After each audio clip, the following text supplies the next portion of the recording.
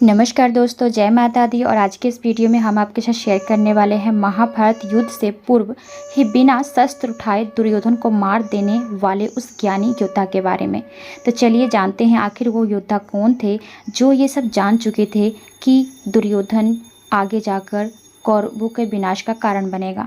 महाभारत में दुर्योधन को सबसे बड़ा खलनायक माना जाता है। 100 कौरवों भाइयों में दुर्योधन सबसे बड़ा था। दुर्योधन ने अपने भाइयों के साथ मिलकर पांडवों पर बहुत अत्याचार किया था।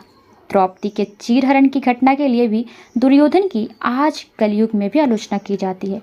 लेकिन क्या आप जानते हैं कि महाभारत में एक ऐसा ज्ञानी योद्धा था जिसे दुर्योधन के जन्म लेते ही उसके भविष्य के बारे में पता चल गया था। चलिए जानते हैं आखिर वो योद्धा कौन थे। महाभारत में जब भी दुर्योधन का नाम लिया जाता है तो पांडव पर ऊपर किए गए उसके अत्याचार को याद किया जाता है। इसके अलावा दुर्योधन को ही द्रौपदी के चीरहरण में मुख्य खलनायक माना जाता है। द्रौपदी चीरहरण के अलावा दुर्योधन की अन्य अन्याय से जुड़ी कई कहानियां हैं जो कुरुक्षेत्र के युद्ध की वजह बनी।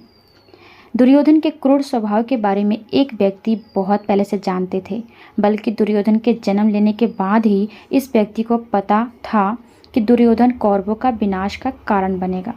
आखिर वो शख्स कौन थे? धृतराष्ट्र की पत्नी गांधारी को महर्षि वेदव्यास ने 100 पुत्र होने का वरदान दिया, लेकिन समय पूरा होने पर भी गांधारी के गर्भ से बच्चे की बजाय मांस का पिंड निकला। यह विचित्र घटना देखकर सभी लोग बहुत डर गए थे। जब वेदव्यास को यह बात पता चली तो उन्होंने इस मांस के पिंड को बराबर बराबर भागों में बांटकर एक मटके में डालकर ढक कर रखने के लिए कहा। इसके बाद गांधारी ने ऐसा ही किया। वेदव्यास ने मांस के पिंड को 2 साल बाद खोला तो उसमें से 101 बच्चों का जन्म हुआ, जिसमें 100 पुत्र और 1 पुत्री थी। इसमें सबसे पहले कुंड में जो बच्चा निकला था उसे बड़ा मानते हुए उसका नाम दुर्योधन रखा गया। दुर्योधन के जन्म के समय बहुत सी विचित्र घटनाएं घटी थी। दुर्योधन जब पैदा हुआ था तभी कुछ ही घंटों में जमीन पर चलने लगा था। जन्म के समय आंधी तूफान जैसी घटनाएं घटी थी। आसमान के चारों तरफ अंधकार छा गया था और बहुत तेज बारिश होने लगी थी। दुर्योधन के जन्म के बाद जब विदुर ने दुर्योधन को देखा तो उन्हें यह बात पता चल गई थी कि दुर्योधन आगे जाकर कौरवों के विनाश का कारण बनेगा। महाभारत में विदुर को ज्ञानी माना गया है। उनकी कई बातें विदुर नीति के नाम से आज भी प्रसिद्ध हैं।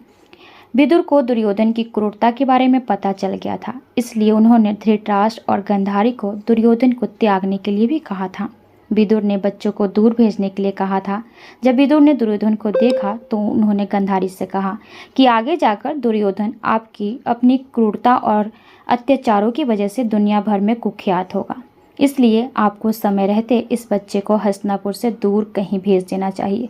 कई अन्य पुरानी कहानियों में यह भी कहा जाता है कि विदुर ने क्रूर दुर्योधन का वध करने का सुझाव भी दिया था, लेकिन गांधारी और धृतराष्ट्र ऐसा करने के लिए तैयार नहीं हुए।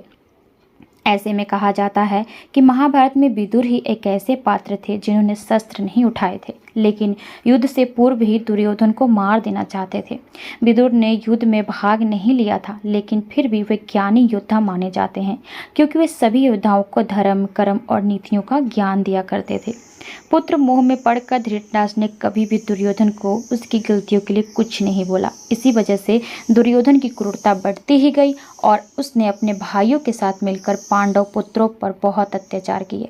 तब दुर्योधन और उसके भाइयों के अत्याचारों की पराकाष्ठा हो गई और अंत में महाभारत का युद्ध हुआ। तो उम्मीद करती हूँ कि आज की वीडियो आप सबको पसंद आई होगी। तो चलिए अगली वीडियो में आपसे मिलते हैं, तब तक के लिए आज्ञा दीजिए। धन्यवाद। राधे कृष्ण।